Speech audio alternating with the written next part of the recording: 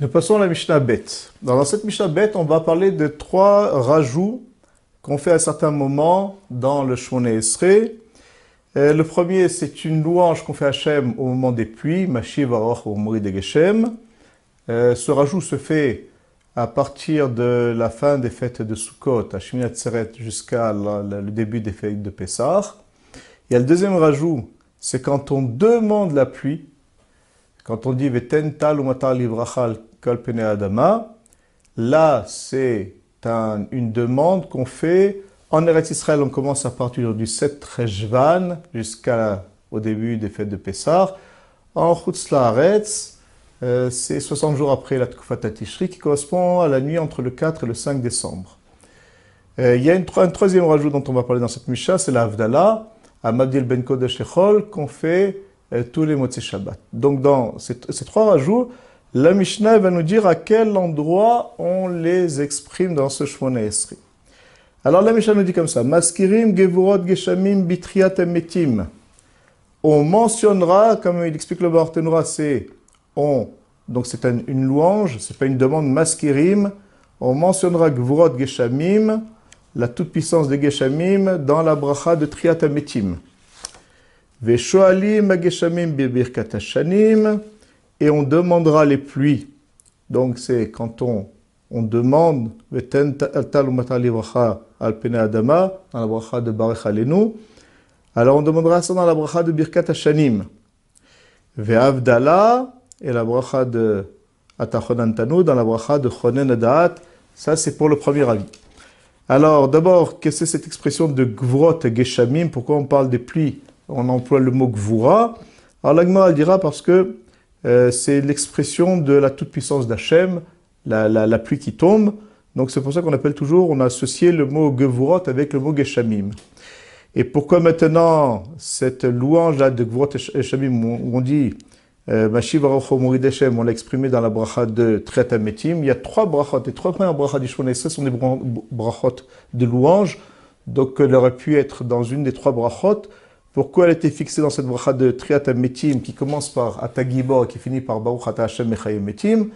Alors là aussi, le Barthénoura rapporte au nom de la Gemara qu'il y a une association entre les deux. Pourquoi? Parce que la pluie permet à l'homme de vivre, de survivre.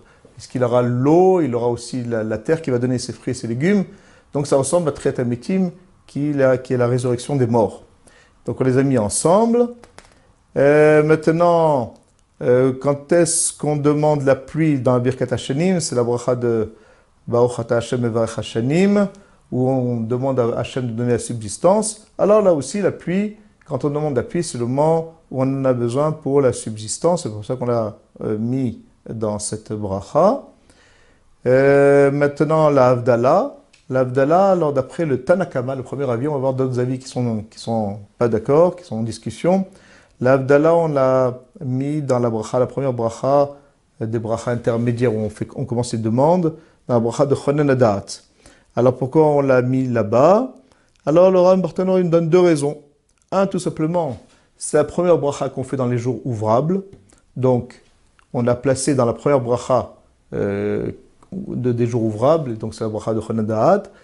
Une deuxième raison, au nom du Talmud de Yerushalmi, c'est parce que pour pouvoir, on dit à Mabdil Ben Kodesh Echol, donc on fait la distinction entre tout ce qui est Chol et tout ce qui n'est pas Kadosh, tout ce qui est Kadosh et tout ce qui ne l'est pas.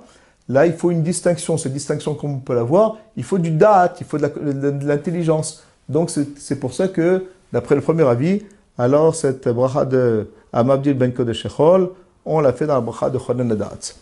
Maintenant, il y a deux autres avis qu'on voit tout de suite. Rabbi Akiva Omer, Omra bracha revit bifna atzma. D'après Rabbi Akiva, on dira cette Havdalah, le Motzei Shabbat, comme bracha revi'it, la quatrième bracha en soi. Donc avant de commencer la bracha de Chonen Adaat, qui est donc la quatrième bracha dans les jours ouvrables, on commencera, d'après Rabbi Akiva, par la bracha de Amabdil Ben Kodesh Echol. Donc on en fait une bracha en soi. Et on terminera par Baruch Ata Hashem Amabdil Ben Kodesh Echol. Pourquoi? Parce que Rabbi Akiva il pense que il n'y a pas lieu de le placer dans la bracha de Chonedat, c'est quand même, il est pas d'accord avec le premier avis, mais donc il pense que c'est plus normal d'en faire une bracha en Souba. Rabbi Eliezer, troisième avis, Omer Boroda. D'après Rabbi Eliezer, on dira Mabdil ben de Shechol dans la bracha de Oda, dans Modim. Une fois qu'on a fait, avant de dire Be'al Kula Mitbarar Vitorma Mitnase, là on dit à Mabdil ben de Shechol ou ben Or la Chocher. Pourquoi on le place là-bas? Parce que c'est une louange.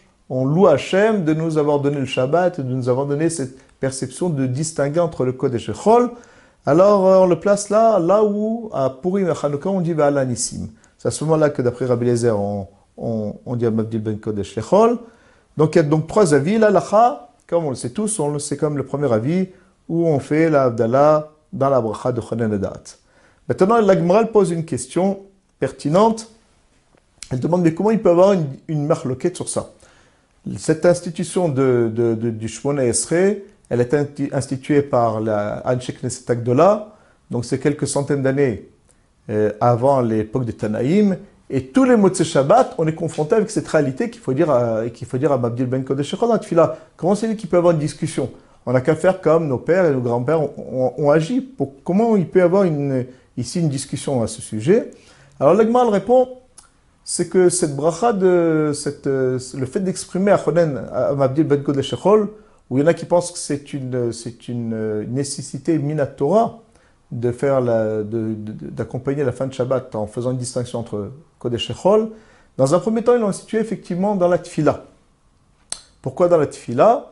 Parce que les gens étaient assez pauvres et instituer ça, à faire ça sur un kos de vin, sur un verre de vin, ça coûtait de l'argent et pas tout le monde avait la possibilité de le faire. Donc ils ont institué ça dans la Tfila. Dans un temps plus tardif, nos sages ils ont vu que le Klal Israël était mieux pécuniairement, donc ils ont institué ça dans la Havdalah, avec le kos de Yahin. Et donc ils ont arrêté de l'exprimer ça à Tfila. Et après, encore une fois, dans une période plus tardive, c'est l'époque dont on parle dans la Mishnah, ils ont réinstitué à mettre ça dans la Tfila. Pourquoi? Parce que les gens, de nouveau, ils étaient pauvres, ils n'avaient pas assez d'argent pour faire ça sur du vin. Et là, il y a une discussion. Quelle était l'institution première de nos sages? Comment ils l'avaient institué? C'est pour ça qu'il y a une discussion. Là, l'Alacha, nous, on le fait à la fois aujourd'hui, à la fois dans la Tfila et à la fois sur un kos de vin, comme on le sait. Voilà.